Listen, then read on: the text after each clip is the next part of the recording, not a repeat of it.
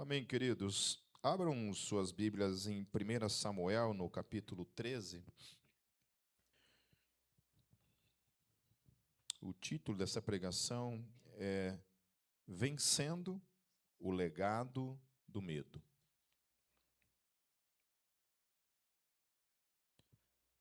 Todos os seres humanos, incluso na sua existência, aquilo que a gente chama de medo. Acho que pouco provável que um ser humano passe por essa existência sem, em algum momento, ter medo, passar por situações de medo. Porque o medo ele é um instinto natural. O medo ele não é uma coisa demoníaca, por exemplo, né? Não é uma coisa que vem sobre você que não seja algo que está parte, né? Que não faz parte da sua estrutura como ser humano. Então, o medo que, por exemplo, nos protege de certas situações, né? Então, eu lembro que quando eu era jovem, faz tempo que eu era jovem, uma vez eu fui me meter a besta a fazer o tal do rapel, né? Tinha uns amigos que praticavam rapel, e aí eu falei, eu também sou macho, né, cara? Eu vou lá também encarar essa daí, né? Eles me desafiaram também, daí eu fui lá, comprei uma corda de rapel, comprei uma mochila, tudo. Não, eu já entrei com os dois pés, né? Eu vou ser profissional, então, nesse negócio, né? E aí eu lembro a primeira vez, cara, a gente foi fazer num paredão, assim, tipo a pedreira, né? Aqui, tipo lá, a Pedreirame, lá tinha um paredão, assim, cara, de uns 10 metros de altura, mais ou menos, e logo de cara a gente foi descer esse paredão, né? Cara do céu. Aí, ali eu descobri que não era tão simples assim a coisa, né? Eu descobri que o meu medo de altura era maior do que eu imaginava. Então, para eu descer aquilo ali, foi um parto, né? Desci, honrei, né? Honrei ali, mas o medo, né? Então, o medo ele te protege, né? Porque o teu corpo, se você não sentir medo naquele processo ali, tem alguma coisa errada, né? Porque o teu corpo fala assim, peraí, o que você está fazendo, cara? Ó a cagada, entendeu? Você não foi feito para descer parede. Você foi feito para andar na terra, né? Então, não vai por aí. Mas a gente, teimoso, né? E vai e enfrenta o medo. Então, o medo ele é inerte, né? Ele está em nós, porém, a gente não pode se deixar ser dominado por ele. Ele dá um alerta. Porém, algumas questões na nossa vida, o medo ele se torna um tropeço quando ele nos domina.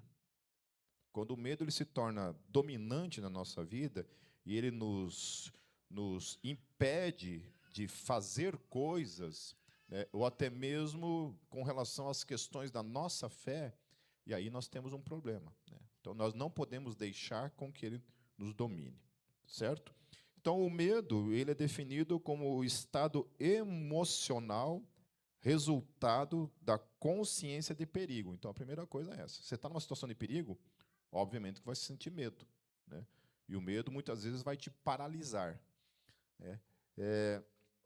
Eu tive uma situação em que eu sempre via assim, as pessoas paralisadas, né, diante de uma situação de medo, e eu nunca entendi. Eu falei, cara, como é que a pessoa fica paralisada numa situação de medo, né?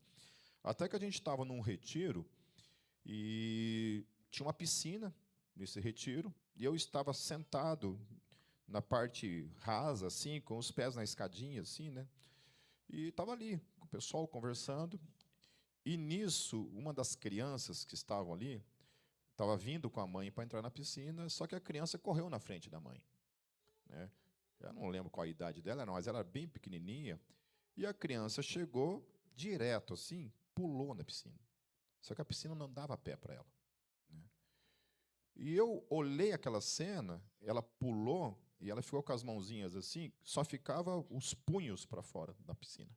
E ela ficou assim, embaixo da água, se afogando. E eu paralisei. Eu não consegui sair do lugar quando eu vi aquilo. Ela estava morrendo na minha frente e eu não consegui fazer absolutamente nada, a não ser gritar. Eu só consegui gritar. Falei assim, eu não lembro o nome dela. Alguém lembra o nome dela, amor? Lembra o nome da menina? Eu não lembro também. Só que uma criança gritando e não consegui sair do lugar. Fiquei paralisado. Aí, alguém que estava ali né? Eu acho que foi o Ângelo, se não me engano, pulou dentro da piscina e conseguiu tirar a menina da piscina. Mas eu fiquei paralisado. Foi a primeira situação em que eu entendi o que o medo pode causar na gente, né? Então, eu fiquei paralisado naquela situação. Então, o medo de uma situação de perigo, ele pode te paralisar, né? Às vezes você julga, fala, eu, no lugar dessa pessoa, teria um outro tipo de reação. Nem sempre. Às vezes, o medo ele pode nos controlar de modo involuntário. E a outra coisa é que o medo também pode denotar a ausência de coragem. E eu acho que é um pouco mais sobre isso que nós vamos tratar hoje. Na verdade, é a soma das duas coisas que a gente vai tratar. Lá em 1 Samuel, no capítulo 13, no verso 6, diz assim o texto: quando os soldados de Israel viram que a situação era difícil e que o seu exército estava sendo muito pressionado, esconderam-se em cavernas e buracos, entre as rochas e em poços e cisternas. Então veja só, quando eles viram que estavam numa situação de desvantagem, que o exército inimigo era muito maior do que o deles, qual foi o natural deles? Fugir, se esconder. E aqui fala assim, cara, imagina, cara, os caras entraram em cavernas, qualquer buraco que tinha ali, os caras se enfiavam dentro. Aqui fala que entre as rochas, aqui fala em poços. Então, você imagina, os caras desceram nos poços para tentar se esconder desses caras. Fala de cisternas, né, e tudo mais que envolvia, então, essa situação. O medo deles era tão grande que eles se esconderam. Foram e fugiram, literalmente, daquele conflito. Depois, no verso 7, queridos, diz que alguns atravessaram, inclusive, o Rio Jordão, né? Fugiram, né? E mesmo aqueles que permaneceram com Saul, todos eles estavam tremendo de medo. Então, a maioria do exército fugiu, dos homens de Israel, e apenas uma porcentagem, ele vai dizer, de 600 homens, permanece ali com Saul, e mesmo esses 600 homens que estavam com Saul, todos eles, o texto fala, que estavam tremendo de medo, estavam estremecendo diante daquela situação.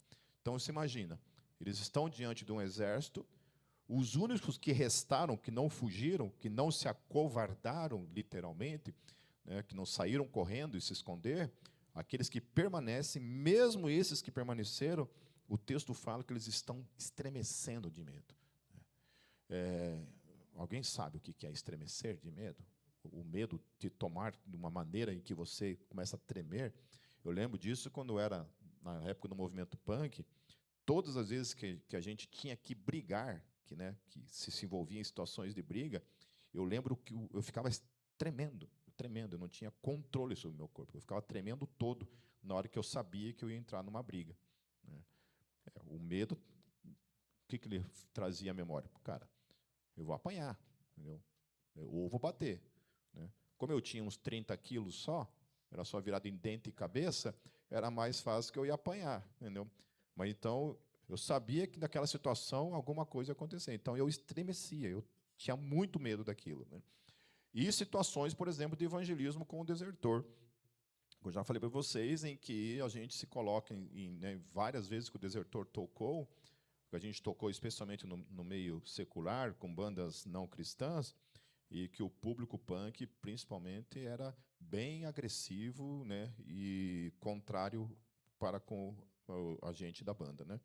Então, muitas vezes a gente estava nessas situações em que eu falava assim, cara, hoje não vai dar boa, né? Ficava com medo muitas vezes.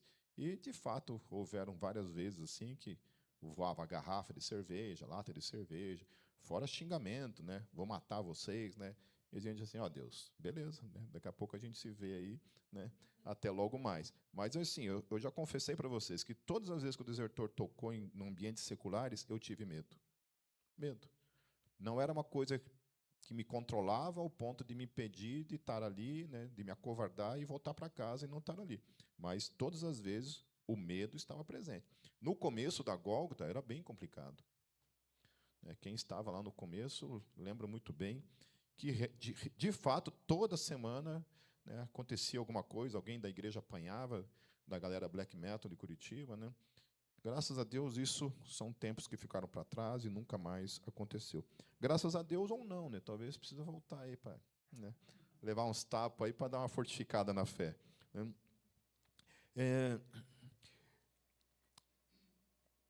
Daí, para piorar ainda mais, vamos entrar lá no versículo 19. Naquela época, não havia nem mesmo um único ferreiro em toda a terra de Israel, pois os filisteus não queriam que os hebreus fizessem espadas e lanças. Assim, eles tinham que ir aos filisteus para afiar arados, enxadas, machados e foices. O preço para afiar rasteios e enxadas eram 2/3 de ciclo de prata e 1/3 de ciclo de prata para afiar tridentes, machados e pontas de aguilhadas. Por isso, no dia da batalha, nenhum soldado de Saul e Jonatas tinha espada ou lança nas mãos, exceto o próprio Saul e Jonatas, o seu filho. Então, olha só, além deles estarem num número muito menor, de 600 homens, todos eles tremendo, né, estremecendo de medo, eles tinham armas? Não. O que eles tinham? Eles tinham uma enxada, né? Tudo bem que uma enxada pode servir como arma, né? Agora, você fica imaginando um cara com uma enxada lutando, por exemplo, com um cara com escudo, lança, espada, né? Com armadura, por exemplo. Né? Imagine. Né? Então, eles estavam com enxadas, estavam ali com foice. Né? Tudo bem que isso pode matar um ser humano, mas eles estavam em desvantagens numéricas e em desvantagem em questões de armamento, que eles não tinham absolutamente nada de armamento. Quem tinha arma? O rei. Mas o rei não ia entrar no fight. O rei ia ficar no máximo ali mandando as pessoas, né, para cima do exército inimigo, mas eles não tinham, então, nenhum tipo de armamento. Então, um exército com milhares de carros de guerra e com uma infantaria, o texto vai falar que era incalculável como areia. Fala isso. Então, aí você vai entender porque os caras estavam com medo. Né? Porque, além de estar num número menor, eles não tinham nem como combater aquele exército que estava vindo para com eles. Né? As únicas armas de guerra eram 2 espadas, uma do rei e a outra do filho do rei, que era, no caso, Jonatas. Porém, algo acontece em meio àquele exército de homens tremendo de medo, desprovidos de armas e com um exército muito menor de homens. Lembram que sábado passado, nós estivemos falando sobre a questão da paternidade e a herança de uma paternidade que muitas vezes pode não ser o resultado necessariamente da criação. Por exemplo, a gente viu Eli, o sumo sacerdote, que os filhos sacerdotes se corrompem, certo? Então, o pai estava ali servindo ao Senhor e os filhos se prostituindo e roubando das ofertas do sacrifício. Nós temos essa situação. Aí a gente pensa assim, isso é um caso isolado, né? O Eli e tal. E aí nós temos uma outra situação que depois vem, que é com relação a Samuel. Também o profeta, também o juiz.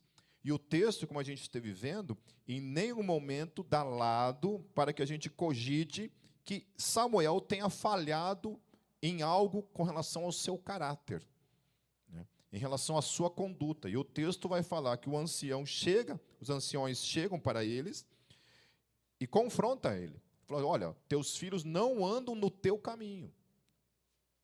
Portanto, eles andavam num caminho contrário à conduta do pai. Aí o texto vai falar que os filhos de Samuel eram corruptos, porque eles eram juízes, porém juízes corruptos. É o que o texto vai falar.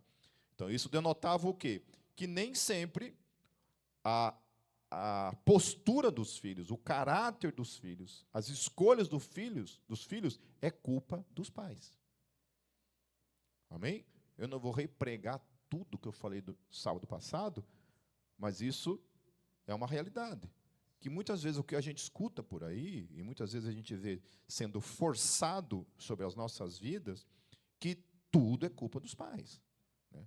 Tenta-se fazer um retrocesso, como se nós, como pais, estamos o tempo todo falhando, e por isso, então, meu filho vira um bandido, meu filho vira, sei lá, né, um mentiroso, vira um mau caráter. Porque alguma coisa eu falei. Então, a gente carrega, muitas vezes, essa culpa dentro de nós. Certo? Eu não estou dizendo que não há casos em que, de fato, a culpa pode ser dos pais. Aquilo que os filhos acabam reproduzindo em suas vidas pode ser, de fato, uma herança, né? Uma maldição que vem dos pais já, certo? Então, se o pai é um mentiroso, né? Se o pai é um mau caráter, ou a mãe é uma louca, né?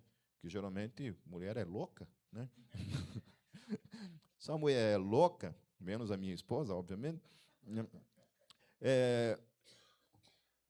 O que vai resultar na vida dos filhos, né? Então, eu e a Kátia, como pastores, assim, queridos, quantas e quantas vezes, né? A gente fala assim, né? Né? Do histórico, né? Muitas vezes a gente conhece os pais, daí o filho está aqui com a gente, ou a filha está aqui com a gente, né? Eu falei assim, mas também, né? A gente, depois que conhece a família, eu falei assim, mas também, né, gente? Né? Como é que não vai ficar louca? Ó a mãe, ó o pai, né? São loucos. Né? Então, não estou dizendo que não exista essas possibilidades, né? Em que, de fato, muitas coisas que nós acabamos nos comportando e tendo como postura na nossa vida pode ser uma consequência, né? Que a gente se parece muito mais com os pais. Acho que foi a Elis Regina que gravou uma música, né, com essa letra, né? Que fala que, né, nossos pais, que nós nos parecemos muito com nossos pais, mesmo que a gente não queira.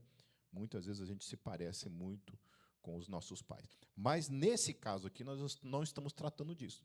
Nós estamos tratando justamente o contrário, que tanto Eli quanto Samuel tinham uma postura aparentemente fiel para com Deus, especialmente Samuel, e cujo resultado os filhos foram por outro caminho. Optaram o caminho da corrupção, o caminho da prostituição, o caminho da mentira, o caminho do engano, certo? Agora, nesse caso aqui, o que a gente vai ver é o contrário de tudo isso. É um pai que era mau caráter, um pai que era medroso, um pai que tinha uma certa conduta teimosa, né, porque a gente estava vendo sobre Saul, que ele era covarde, ele não queria o trono para ele não queria o reinado para ele estava fugindo da vontade de Deus, ele era precipitado em algumas coisas, certo? E aí, a gente, cara, esse cara é desse jeito, vamos olhar para a vida dele. Quem que é o filho desse cara? Um tal de Jonatas. Qual que é a postura desse filho? E a gente vai ficar surpreso. E que muitas vezes, queridos, já antecipando para vocês, às vezes você pode vir de um histórico trágico, de pai e mãe loucos, mau caráteres, desprovidos de qualquer tipo de ambiência saudável. E ainda assim, os filhos se tornarem pessoas absolutamente contrárias a esse ambiente. Amém? Eu lembro que quando, na minha conversão, uma das coisas que eu sempre pensei para mim, né, como alvo na minha vida, é que eu não queria para a minha vida o mesmo ambiente familiar em que eu tive. Eu não queria aquilo para a minha vida. E que se eu fosse construir uma família, um dia, eu queria uma família diferente. Que a minha postura ia ser diferente da postura do meu pai, por exemplo, né? A gente consegue, a gente tenta, mas nem sempre a gente consegue. Muitas vezes quando a gente vê, né, eu olho para mim mesmo e falo assim, ó o Antoninho ali. Meu pai se chamava Antônio. Eu olho para mim mesmo e falo, olha o Antoninho ali se manifestando. Né? Olha o Antoninho. Olha a dona Val se manifestando na minha vida. Né? Mas sempre com a consciência assim, cara, eu não quero isso para a minha vida. Né? Então eu procurei criar o Gabriel absolutamente diferente da forma como eu fui criado. Né? Tentei criar da maneira diferente. Então, o contrário também pode ser uma realidade. Podemos ter pais que falharam com seus filhos e que tinham um péssimo caráter, e ainda assim os filhos resultarem em pessoas que amam a Deus E é isso que nós vamos ver na vida de Jonatas. Capítulo 14, queridos, a partir do verso 1, diz assim o texto: Certo dia, Jonatas, filho de Saul, disse ao seu jovem escudeiro: Vamos ao destacamento filisteu do outro lado. Ele, porém, não contou isso ao seu pai. Olha que loucura. Porque não é nem chamar os 600 que estavam lá para ir com ele, né? Que é o mínimo que eu teria feito, né?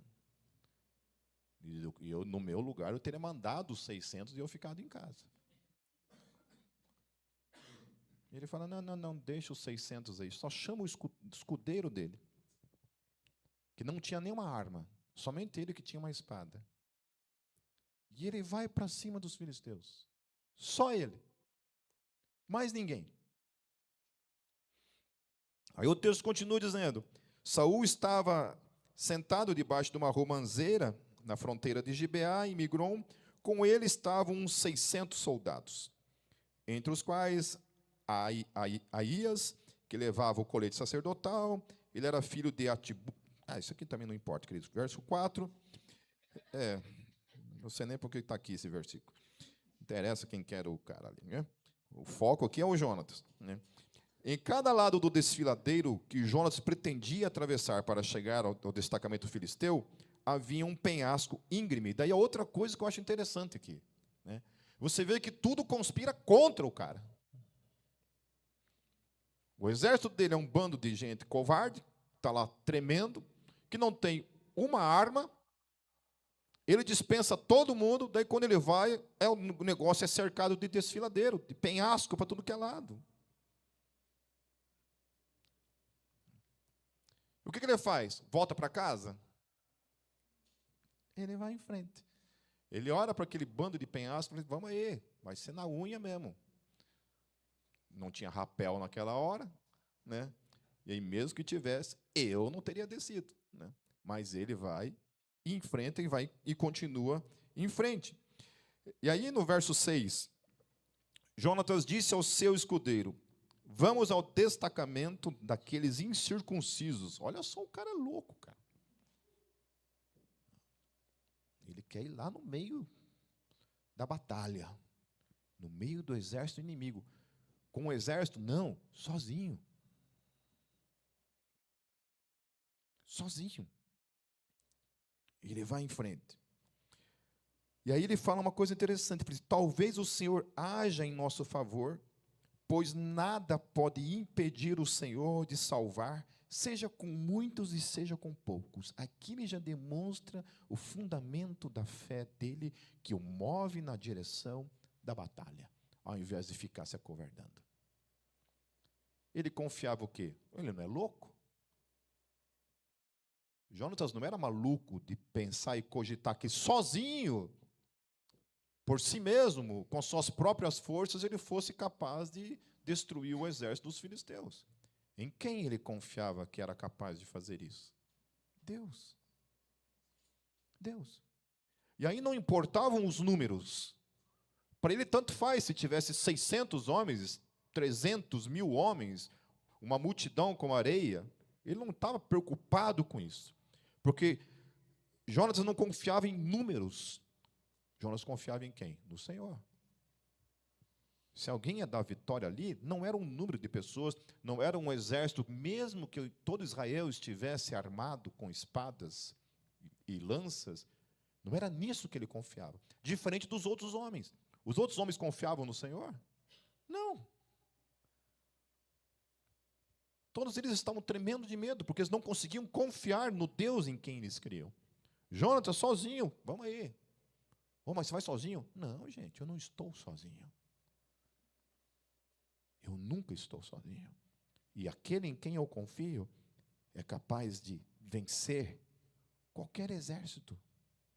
É o que ele está apresentando aqui.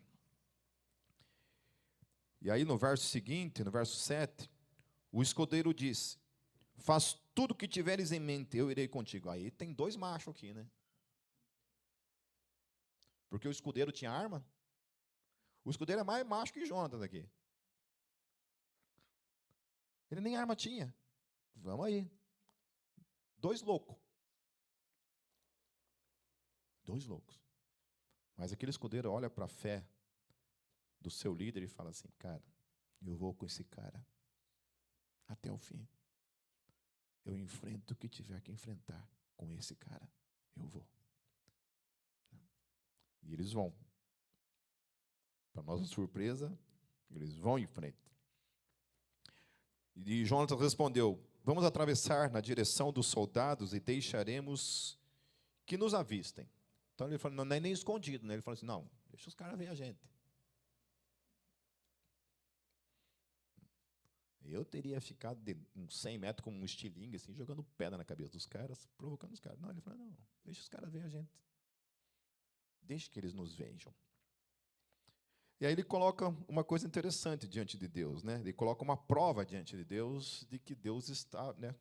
Que essa seria a vontade de Deus. Ele coloca assim: se nos disserem, esperem aí até que cheguemos perto, ficaremos onde estivermos e não avançaremos. Se, porém, disserem, subam até aqui, subiremos, pois esse será um sinal para nós de que o Senhor os entregou nas nossas mãos. É isso que ele coloca como resposta de Deus. Qual vai ser a resposta de Deus? Se eles falarem assim: vem aqui. Essa que é a resposta deles. Eles têm e entendem que será a resposta de Deus.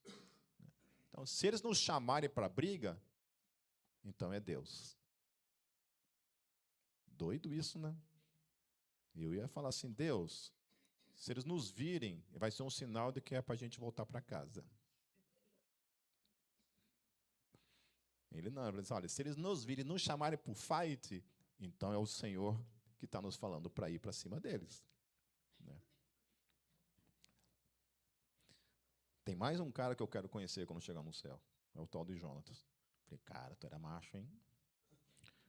Quando você fazia teste de testosterona, quanto dava? Uns 10 mil de testosterona? Como é que...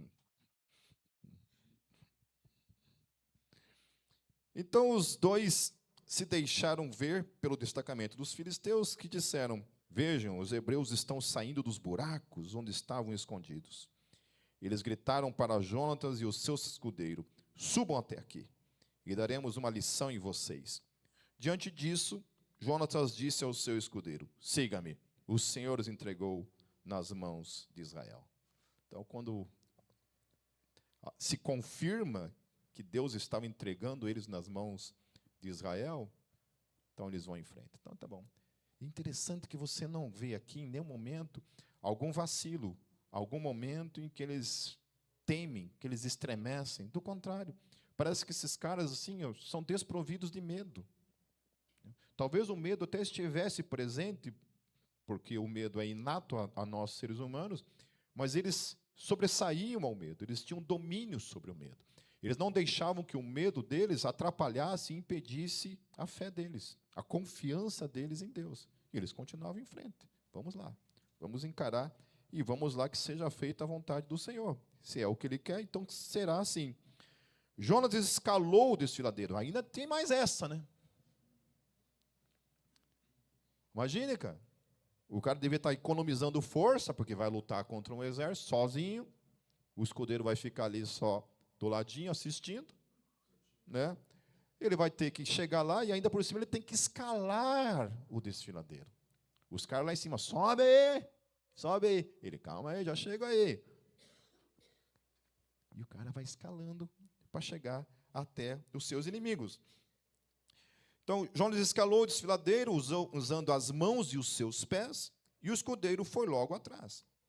Jonatas os derrubava, e o seu escudeiro logo atrás dele os matava. Naquele primeiro ataque, Jonatas e o seu escudeiro mataram cerca de 20 homens em uma área com aproximadamente 2 hectares. Então, só naquela primeira investida ali foram os 20 homens que eles mataram, né, com uma espada, com aquilo que o escudeiro matava, não sei. Não sei se ele tinha levado alguma coisa ali, né? Só sei que aqui o texto fala que ele matava, não diz com o quê, mas é o que ele matava. Talvez com uma enxada, né? Que assim fosse. No verso 15, então caiu o terror sobre todo o exército filisteu, tanto sobre os que estavam no acampamento e no campo, como como sobre os que estavam nos destacamentos, e até mesmo nas tropas de ataque. O chão tremeu e houve um pânico terrível. As sentinelas de Saul em Gibeá e de Benjamim viram que os exércitos filisteus se dispersavam, correndo em todas as direções. É interessante, né, cara? Como o inimigo, ele treme, ele estremece diante de um homem que crê em Deus.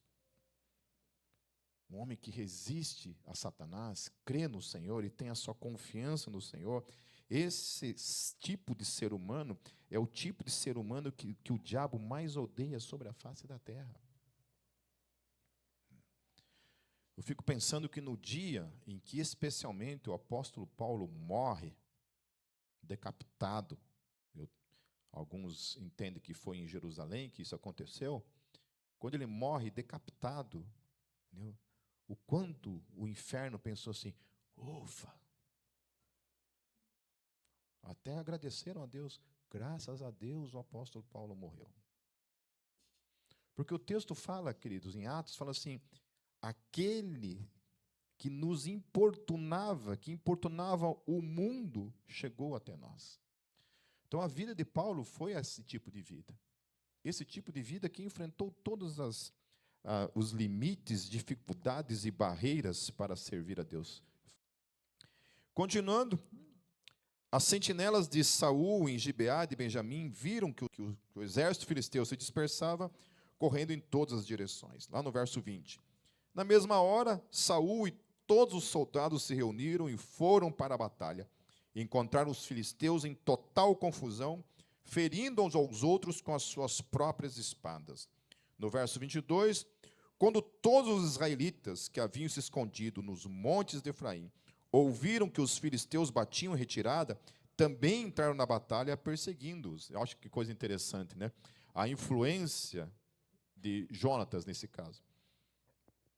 Como ele sozinho, confiando no Senhor, enfrentou o exército filisteu, agora aqueles 600 homens que estavam tremendo de medo, criaram coragem e também partiram para cima. E não bastasse ele, sabe aqueles caras que estavam dentro do poço escondido? Os caras que estavam na cisterna escondida, os caras que estavam dentro das cavernas escondidas, esses caras também foram movidos pela coragem de Jonatas e também entraram na batalha.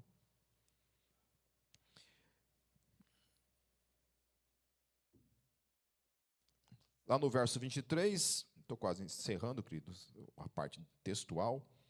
Assim o Senhor concedeu vitória a Israel naquele dia, e a batalha se espalhou para além de Bet-Aven. É interessante isso, porque foi o Senhor quem concede a vitória. Amém? E às vezes o que Deus quer da nossa vida é só isso, queridos. Confiança, fé, intrepidez, ousadia, coragem. Amém? Quando nós começamos essa igreja, queridos, nós não tínhamos condições financeiras, não tínhamos estrutura emocional, não tínhamos estrutura de nada. Foi um ato de fé e um ato de obediência total a Deus. E é interessante que nesses 26 anos de comunidade, Deus sempre supriu tudo. Tudo Ele supriu. Sempre foi suprindo e nós estamos aqui até hoje, em obediência ao chamado dEle. Amém? Mas, se nós tivéssemos esperado condições financeiras, talvez, estrutura emocional, alguma coisa assim, né, para começar esse trabalho, nós não teríamos começado nunca. Quantas pessoas pensam dessa forma? Que deixam de fazer coisas porque esperam o momento da perfeição, né, ou situações de condições financeiras perfeitas, né, absolutas, para então começar alguma coisa. E nem sempre é assim. Ou talvez a maior parte das vezes não é assim, né? Até para casar, né, tem aquele velho ditado, e que a gente tem que tomar muito cuidado como cristãos, quando a gente toma isso como uma verdade absoluta. Quando diz, quem casa, quer casa. Né? Quem casa, quer casa. Bom, se fosse para ter casa, eu não estaria casado até hoje. Uma das coisas legais, assim, que no nosso casamento foi quando a gente casou e a gente foi morar numa kitnetzinha, assim, que durante o dia a gente tinha que erguer o colchão e baixar o sofá. Daí a gente chegava de noite em casa, ficava assistindo uns filmes assim, né? No sofá. Na hora de dormir, a gente tinha que erguer o sofá e baixar o colchão. Entendeu? Eu lembro a primeira vez que eu e a Kátia, a gente foi no mercado, a gente não tinha carro na época, não tinha nem bicicleta, não tinha nada. Fomos a pé no mercado, e a gente esqueceu que a gente não tinha carro, que a gente estava a pé. E a gente comprou um pouco demais, e para trazer a sacola nos dedos ali, quase arrebentamos os dedos, né? Mas era legal isso, sabe? A gente não tinha nada, mas nós tínhamos um ao outro. Amém? Amém? Nós tínhamos um ao outro. E é assim, estamos aí, 28 anos casados, né, meu amor? Isso, 28 ou 29? Nem lembro mais. Ixi, não deu muito certo. Eu devia ter entrado nessa parte de data. Estamos com mais de 25, quase 30 anos. Né?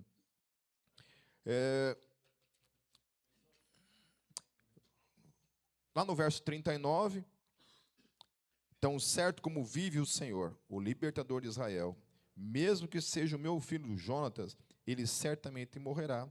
Contudo, ninguém disse uma só palavra. Lá no verso 43, então Saul disse a Jonatas: diga-me o que você fez. Jonatas lhe contou. Eu provei um pouco de mel com a ponta da minha espada e estou pronto para morrer. O que contextualizando aqui? Saul, ele tinha falado o seguinte, que nenhum homem, nenhum soldado poderia comer até que a guerra cessasse, até que todo o exército filisteu fosse fulminado. Só que, como Jonatas não estava lá no momento em que ele recebe essa ordem, ele estava lá na batalha, ele não ouviu o que o pai tinha falado. E ele acaba se alimentando de mel sem saber dessa maldição. E aí, quando ele foi consultar o Senhor, o tal do Saul, Deus não responde ele. E ele fala assim, então, peraí, vamos descobrir o que está acontecendo errado. Então, vamos descobrir quem pecou. Né? Aí aconteceu de vir à tona que alguns homens tinham comido ali, e ele queria saber quem foi que começou aquilo tudo. E aí foi lançando sorte. Né? Foi lançando sorte, colocaram ele e Jonatas de um lado, o exército do outro, e a sorte caiu sobre ele e Jonatas. Então vamos ver qual dos dois é o culpado. Tirou sorte de novo, caiu sobre Jonatas. E aí Saul fala isso, olha, Deus me puna se eu não matar você. Porque ele era o rei, tinha dado aquela ordenança, mesmo que fosse o filho dele, deveria ser morto. Mas aqui eu achei uma coisa tremenda, que diz também um pouco sobre Jonatas. Sabe o que Jonatas disse para o pai dele? Estou pronto para morrer. Jonatas não olha para aquilo indignado e fala, pô, pai, foi por causa de mim que tudo isso aconteceu hoje. Foi por causa da minha fé, foi por causa da minha confiança no Senhor, enquanto você e todo o seu exército estava se borrando nas calças, foi por causa de mim que o exército hoje, Israel hoje, teve algum tipo de vitória. Ele não olha para isso. Ele olha para o propósito da sua vida como cumprida e a sua confiança em Deus como todo o mérito, que Deus foi glorificado ali. Ele olha para tudo isso e ele fala assim, tudo bem, eu estou pronto para morrer. Essa talvez seja uma pergunta que a gente precisa responder. Nós estamos prontos para morrer, queridos, hoje? Se o Senhor nos chamasse hoje, nós estamos prontos para morrer, para deixar esse mundo? Estamos prontos para isso? Então, queridos, o que a gente aprende? E como que se rompe o legado do medo em nossas vidas? Por isso, o legado do medo. Jonas estava num ambiente de medo total, absoluto, de rendição absoluta quanto ao medo, e ele rompe esse legado. Não, eu não vou ser nem como meu pai, e nem como esse bando de soldados que estão aqui. A primeira coisa é que ele confiava em Deus e não em números. Amém? Certo? Eu e você não temos que confiar na nossa conta bancária, a gente não tem que confiar na nossa força, na força do nosso trabalho, em nós mesmos, nas nossas capacidades. Nós temos que confiar no Senhor, na nossa vida. Porque, a qualquer momento, tudo isso em que nós depositamos a confiança que não é Ele, pode ser tirado das nossas vidas. Amém? Eu fico pensando lá naquele corredor, né, de Fórmula 1, o Schumacher, com toda a sua fortuna bilionária, da noite para o dia, o que o dinheiro dele pôde fazer? Absolutamente nada, nada. Não há nada o que fazer. Eu fiquei sabendo hoje da morte do vocalista de uma banda que eu há muito tempo sou muito fã e foi uma grande influência, inclusive no Desertor, que foi a banda Sick of It All, uma banda de hardcore de Nova York. E o vocalista faleceu ontem, né? Eu nem sabia que ele estava doente, já há 2 anos que ele estava tratando um câncer de esôfago, e ontem ele veio a falecer. Eu fiquei sabendo disso hoje, né? E para mim foi um susto, assim, porque um cara novo, né? Ele tinha 59 anos de idade, um cara super novo ainda, mas é isso, né? Às vezes eu fico vendo esses vocalistas de bandas seculares aí, sabe, que tratam a existência com uma certa arrogância, e especialmente quando atacam a questão da fé, né, e propõem ideias malucas em relação à vida. Assim, e eu penso isso de uma maneira muito irresponsável, sabe, porque uma das coisas que a arte tem é o poder de influenciar as pessoas, né? A gente pensa que não, mas influencia, né? Vocês acham que o funk carioca influencia as favelas do Rio, os morros do Rio, o pensamento, não somente das favelas, né, dos artistas, né? Você acha que isso não influencia aquele tipo de letra, aquele tipo de música? Não influencia? Óbvio que sim. Então, a arte, ela tem esse poder de influenciar, de formar pensamentos, né? Não somente a arte, mas a mídia de modo geral, né? Especialmente a televisão, por meio dos seus filmes, suas novelas, né? Eu acho que nós, como cristãos, nós temos que procurar fazer a nossa parte em relação àquilo que nós alimentamos a sobrevivência desse tipo de coisa. Então, até na nossa reunião de liderança na segunda-feira passada, eu estava falando para eles sobre alguns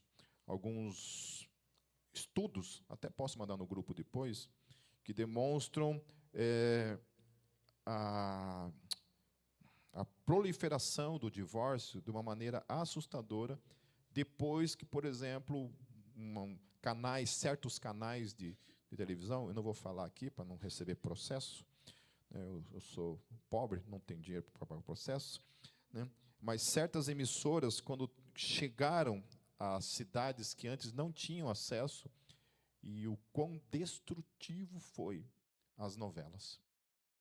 As novelas foram responsáveis por entrar dentro dos lares certas questões que antes não eram questões plausíveis ou questões praticáveis na vida da família.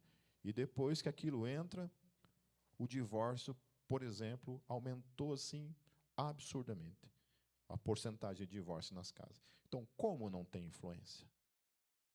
Como que não tem influência? É óbvio que tem influência. Infelizmente, a gente é esse bando de gente retardada, gente. A gente é facilmente influenciável. Quando a gente fala assim, eu penso assim, geralmente você não pensa assim. Geralmente você, de alguma forma, o teu pensamento foi influenciado por vários fatores que influenciaram a tua mente e a tua cosmovisão do mundo. E nós temos esse conflito de cosmovisões o tempo todo acontecendo nas redes sociais. O tempo todo. Essa semana eu compartilhei com vocês lá a conversão de um amigo de infância, né, o Aquiles Priester, e até falei com ele essa semana, né, cara, me fala aí sobre esse negócio, né, porque alguém me mandou lá no Instagram a notícia, eu nem sabia, né, aí eu olhei e falei, caramba, né, fui lá ver, li o texto que ele postou, me emocionei, né, e aí falei com ele essa semana, ele me explicando tudo o que aconteceu, tal, né, que é muito legal, e de fato, né, está havendo um processo na vida dele, e o batismo foi essa evidência, esse testemunho, né, de modo público, né, essa decisão na vida dele. E foi muito legal, porque foi a esposa que começou, que apresentou para ele, né? E ele foi com a esposa, e agora os 2 filhos, que já são grandes já, os 2 filhos estão indo na igreja semanalmente, participando, né? Ele falando, né, que é muito legal essa parte do worship, ali, o louvor e tal. Então o cara está bem empolgado, né? Mas ao mesmo tempo que está acontecendo, é triste ver a reação daqueles que não fazem parte do evangelho. Há 2 coisas que acontecem ali. Uma é essa parte da não compreensão e tirarem sarro, zoarem, usarem o passado, jogarem o passado na cara, né? Do tipo assim, o cara apronta um monte e agora vai para Jesus e zera a vida, né? E aí eu conversando com amigos sobre isso, eu falei assim, mas é isso? É exatamente isso. É absolutamente exatamente isso.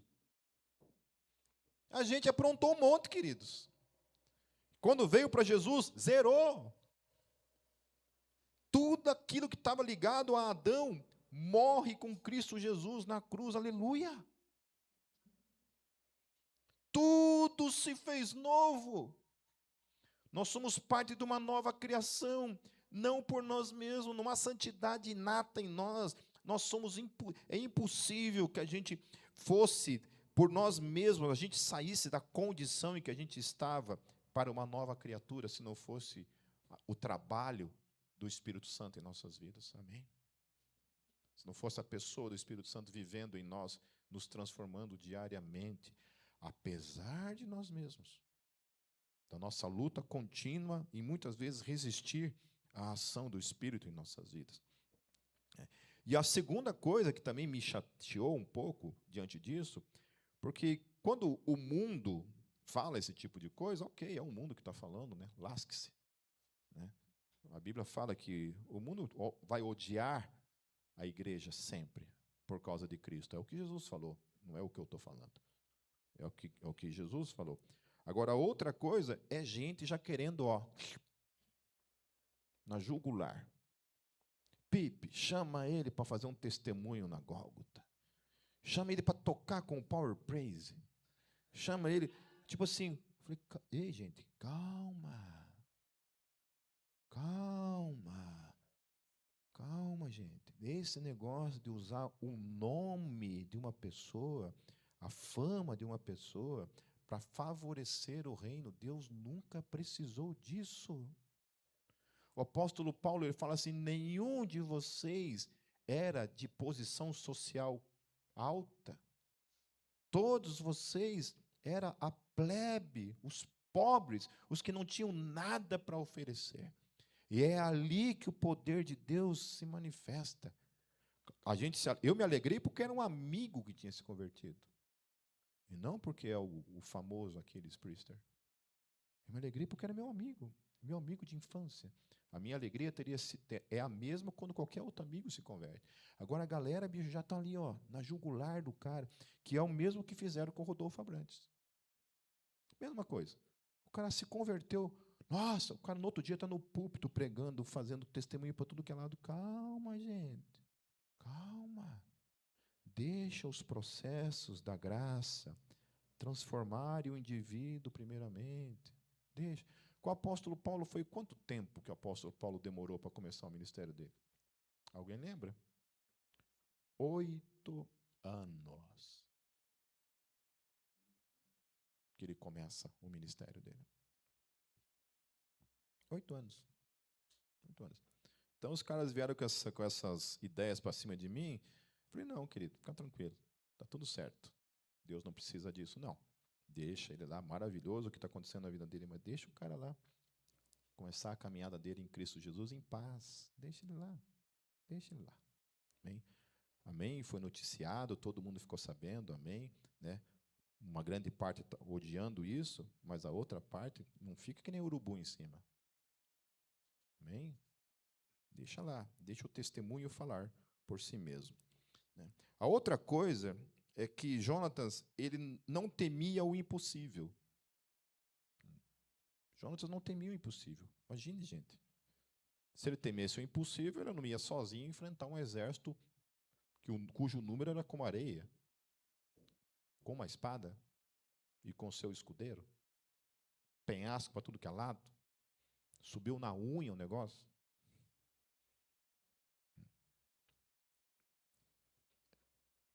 Qualquer um de nós teria ido. Não teríamos ido. Esse homem foi. Então, ele desafia até mesmo a lógica do nosso pensamento.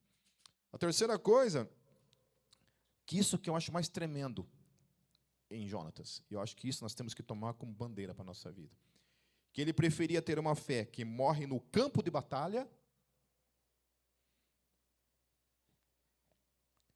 do que uma fé que se esconde em cavernas ou se coloca em fuga e se acovarda. Jonas falou assim, não, gente, eu não vou ficar aqui não, tremendo que nem vocês, igual a vara verde aqui, não. Eu não quero isso para a minha vida. Eu não vou me acovardar.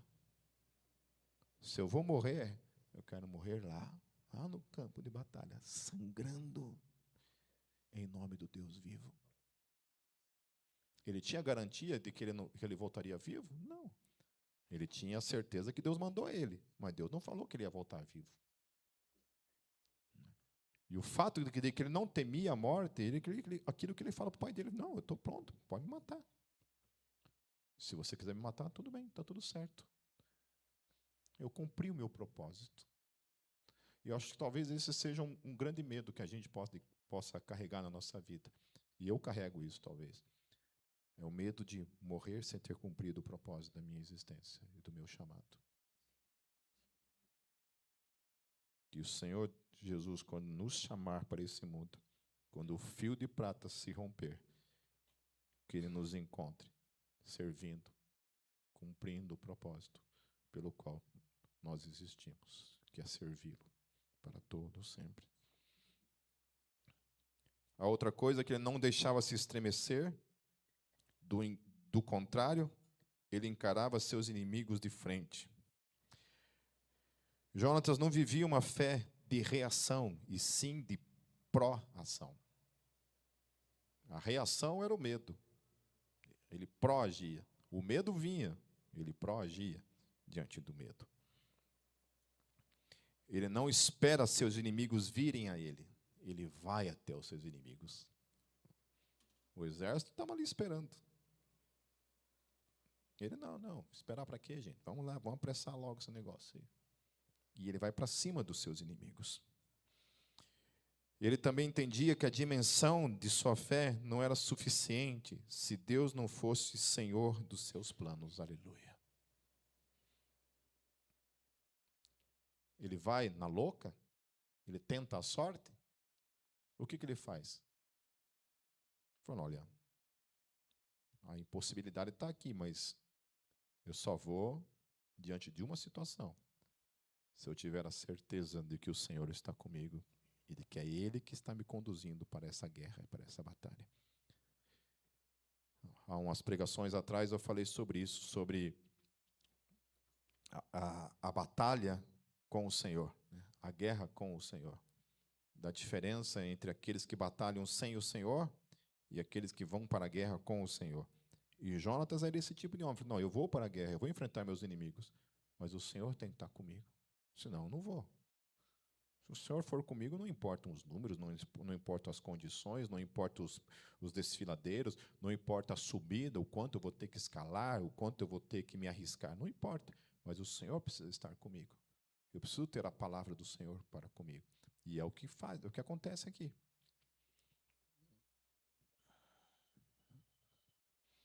Ele estava disposto a escalar penhasco com as mãos e os pés, com as mãos e os pés, para encarar seus inimigos. A sua fé é a que deveria causar tremor nos inimigos, e não os inimigos causar tremor nele.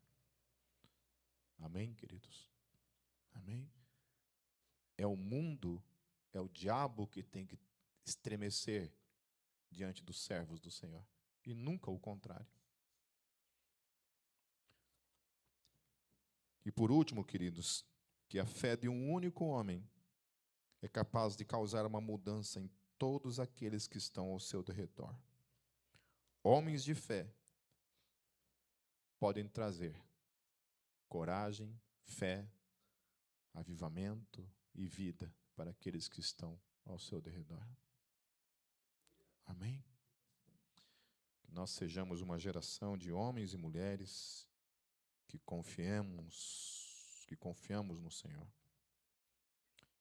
Paulo, em 2 Timóteo, queridos, para encerrar, no capítulo 1, nos versos 7 e 8, ele diz assim: pois Deus não nos deu um espírito de covardia, mas de poder, de amor e de domínio próprio. Eu gosto dessa parte quando ele fala domínio próprio.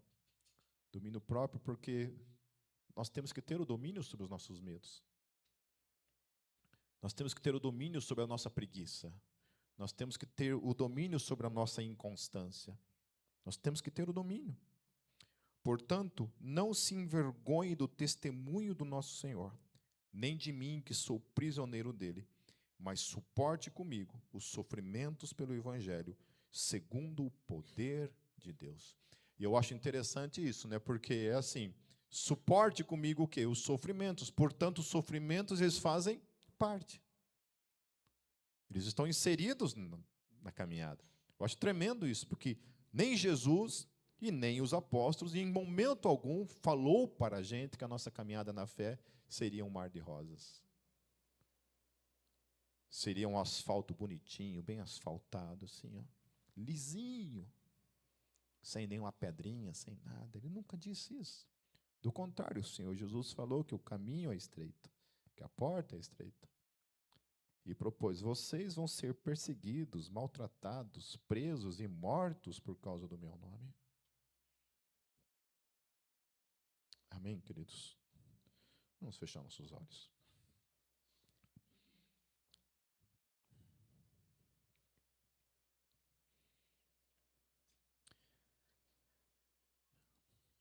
Deus, nós te louvamos pela tua palavra. E sabemos que o que Jonatas viveu na vida dele foi graça manifesta da parte do céu sobre a vida dele. Nenhum ser humano por si mesmo, Senhor, por si só, tem a graça de ter tamanha fé, coragem, intrepidez, se não for por meio do teu Espírito. Deus, esse mesmo Espírito que estava na vida de Jonatas, é o mesmo Espírito que habita sobre nós, que é o teu Espírito. Deus, nos dê fé, graça, intrepidez, coragem, para que a gente possa, Senhor Jesus, enfrentar os desfiladeiros, os penhascos, os inimigos, os medos, muitas vezes, Senhor, a falta de recursos e tudo que muitas vezes se coloca como empecilho, como tropeço, como atrapalho, para que a gente procure sempre obedecer e cumprir a tua vontade para as nossas vidas. Tem misericórdia de nós, Espírito Santo. Você é o único que pode nos transformar numa geração de homens e mulheres corajosos, intrépidos. Homens e mulheres, Senhor Jesus, que não importam os obstáculos, os enfrentam com fé e confiança no teu poder. O Senhor não nos deu um espírito de covardia, mas de amor, de coragem, diante de tudo que se coloca diante de nós, confiando no teu poder. Em teu nome, Jesus. Amém. Amém, queridos. Deus os abençoe.